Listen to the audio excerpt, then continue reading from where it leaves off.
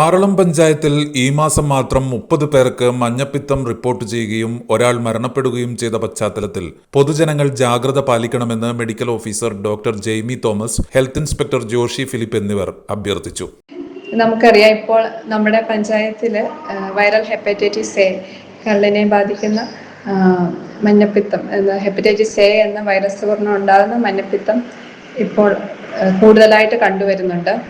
കേസുകൾ ഏകദേശം 30ഓളം നമ്മുടെ പഞ്ചായത്തിലും സമീപ പഞ്ചായത്തുകളിലും കൂടുതലായിട്ടുണ്ട്.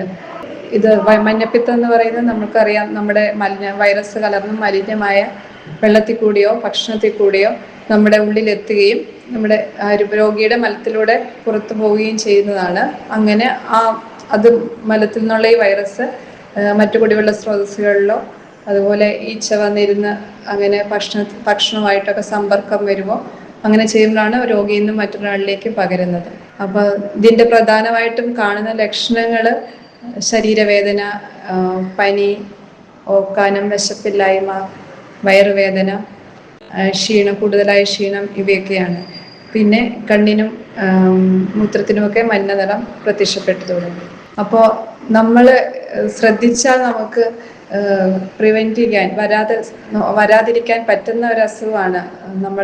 നമ്മുടെ ശുചിത്വ കാര്യത്തിൽ, ആരോഗ്യകാര്യത്തിൽ കൂടുതൽ ശ്രദ്ധ വരും. ഇത് കോംപ്ലിക്കേഷൻ വന്നു കഴിഞ്ഞാൽ സാധാരണഗതിയിൽ നമ്മൾക്ക് ഈ മഞ്ഞപ്പിത്തം വന്നാൽ റെസ്റ്റ് എടുത്ത് ഡോക്ടറുടെ നിർദ്ദേശപ്രകാരമുള്ള മരുന്നുകൾ കഴിച്ച് 3 ആഴ്ച കൊണ്ട് പൂർണ്ണമായി സുഖപ്പെടുന്ന ഒരു അസുഖമാണ്. പക്ഷേ മറ്റ് അസുഖങ്ങളുള്ള രോഗികളിലും, കരളിന് അസുഖം ഓൾറെഡി ഉള്ള രോഗികളിലും, അതുപോലെ മദ്യപാനം അമിതമായി ഉപയോഗിക്കുന്ന ആളുകളിലൊക്കെ ഇതൊരു കോംപ്ലിക്കേഷനിലേക്ക് പോകാനും അപൂർവമായി മരണം വരെ സംഭവിക്കാനും സാധ്യതയുള്ള ഒരു അസുഖം കൂടിയാണ്. അപ്പോൾ നമ്മൾ കൂടുതൽ ജാഗ്രത പാലിച്ചേ മതിയാവും. നമ്മൾ ശ്രദ്ധിക്കേണ്ട കാര്യങ്ങളെന്ന് വെച്ചാൽ, നമുക്കറിയാം, നമ്മുടെ കുടിവെള്ളം നമ്മൾ തിളപ്പിച്ചാർച്ച വെള്ളം മാത്രം ഉപയോഗിക്കുക. തിളപ്പിച്ച വെള്ളത്തിൽ ഈ വൈറസ് നിലനിൽക്കുകയില്ല. അതുപോലെ ക്ലോറിനേറ്റ് ചെയ്യുക. നമ്മുടെ വീടുകളിൽ നമ്മൾ ഉപയോഗിക്കുന്ന കുടിവെള്ള സ്രോതസ്സുകൾ ക്ലോറിനേഷൻ ചെയ്യുക. അതിന് നമ്മുടെ പഞ്ചായത്തിലെ ആശമാരുടെ സഹായം നമുക്ക് ഉപയോഗപ്പെടുത്താവുന്നതാണ്. എല്ലാ കുടിവെള്ള സ്രോതസ്സുകളും ക്ലോറിനേറ്റ് ചെയ്യാം.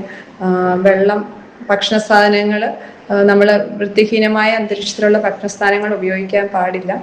അതുപോലെ രോഗികളുമായിട്ടും അടുത്ത സമ്പർക്കം പുലർത്തുന്നവരും കൂടുതൽ ശ്രദ്ധിക്കണം. അതുപോലെ ടോയ്ലറ്റിൽ പോയതിനു ശേഷവും ഭക്ഷണം കഴിക്കുന്നതിന് മുന്നും എപ്പോഴും സോപ്പ് ഉപയോഗിച്ച് 1 മിനിറ്റ് തന്നെ കൈകൾ വൃത്തിയായിട്ട് കഴുകിയതിന് ശേഷം ഭക്ഷണം കഴിക്കുക. ലക്ഷണങ്ങൾ കാണിക്കുന്നതിന് മുമ്പ് തന്നെ രോഗിയിൽ നിന്നും രോഗം മറ്റൊരാളിലേക്ക് പകരുന്ന അവസ്ഥയുണ്ടാവും. അപ്പോൾ അതുകൊണ്ട് നമ്മൾ ഈ ശുചിത്വ കാര്യത്തിൽ നമ്മൾക്ക് നന്നായിട്ട് നമ്മൾ ശുചിത്വ കാര്യങ്ങളിൽ കൂടുതൽ ഒരു പ്രാധാന്യം കൊടുക്കുകയാണെങ്കിൽ എന്നാലേ നമുക്കിത് അതുപോലെ പൂർണ്ണമായിട്ട് ഇത് നമുക്ക് തടയാൻ പറ്റും. അപ്പം ഹോട്ടലുകളിലും മറ്റ് സ്ഥലങ്ങളിലും ഒക്കെ ഉപയോഗിക്കുന്ന വെള്ളം പൂർണ്ണമായും തിളപ്പിച്ച് അണുവിമുക്തമാക്കിയ വെള്ളം മാത്രമേ ഉപയോഗിക്കാവുള്ളൂ. അതുപോലെ ഈച്ച വന്നുമൊക്കെ മലിനമായ ഭക്ഷണ സാധനങ്ങൾ നമ്മൾ കഴിക്കാതിരിക്കുക. വ്യക്തി ശുചിത്വം, പരിസര ശുചിത്വം എപ്പോഴും പാലിക്കുക. ഈ കാര്യങ്ങൾ നമ്മൾ പ്രത്യേകം ശ്രദ്ധിക്കണം. ശരീരവേദന, ഓക്കാനം, ഛർദി, മൂത്രത്തിനും കണ്ണിനും മഞ്ഞനിറം എന്നിവയാണ് പ്രധാന ലക്ഷണങ്ങൾ. അശാസ്ത്രീയ ചികിത്സ ഒഴിവാക്കി കീഴ്പള്ളി, ആറളം ഫാം ആശുപത്രികളിൽ ചികിത്സ തേടാം. രോഗബാധിതർ 3 ആഴ്ച വീട്ടിനുള്ളിൽ പൂർണ്ണ വിശ്രമം എടുക്കണം. ജോലിക്ക് പോകാനോ പുറത്തിറങ്ങാനോ പാടില്ല. നിർദ്ദേശങ്ങൾ ലംഘിച്ചാൽ പൊതുജനാരോഗ്യ നിയമപ്രകാരം നടപടിയുണ്ടാകും. തിളപ്പിച്ചാറിയ വെള്ളം മാത്രം കുടിക്കുക. കുടിവെള്ള സ്രോതസ്സുകൾ ക്ലോറിനേറ്റ് ചെയ്യുക. സോപ്പ് ഉപയോഗിച്ച് കൈകൾ കഴുകുക. ഹോട്ടലുകളിലും സ്കൂളുകളിലും കൃത്യമായ ശുചിത്വം പാലിക്കുക എന്നതും ഉറപ്പാക്കണം. ആഘോഷങ്ങൾക്ക് ആരോഗ്യവകുപ്പിന്റെ അനുമതി നിർബന്ധമാണെന്നും അധികൃതർ അറിയിച്ചു. Agent news.